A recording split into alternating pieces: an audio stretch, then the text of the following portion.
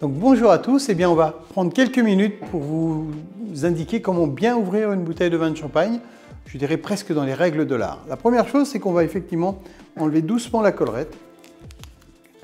On va le mettre dans la poche parce que c'est pas très joli sinon.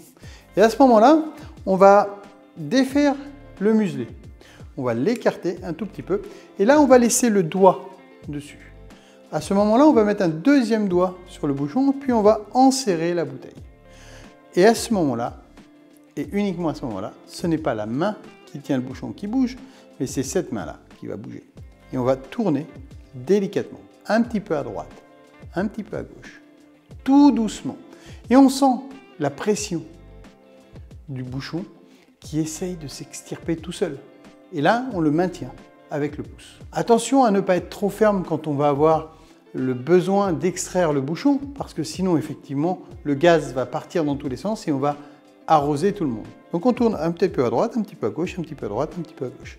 Et d'un seul coup, on sent que ça bouge vraiment. Là, on va légèrement incliner le poignet et on va entendre ce léger soupir du vin.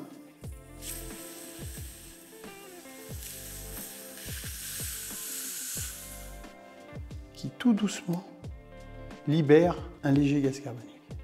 On va mettre un petit peu le nez au-dessus du bouchon, puisque même un vin de champagne peut être bouchonné. On va pouvoir servir le champagne dans les règles de l'art. Alors, le mieux, c'est toujours ce qu'on appelle le service à la pince. C'est-à-dire, on va prendre notre verre, on va légèrement l'incliner et on va servir tout doucement le vin de champagne. Pourquoi? Eh bien parce que, vous voyez toutes ces petites bulles, si on le sert très vite, elles vont s'en aller, elles vont disparaître. Qu'est-ce qui fait la magie de la champagne? C'est son effervescence.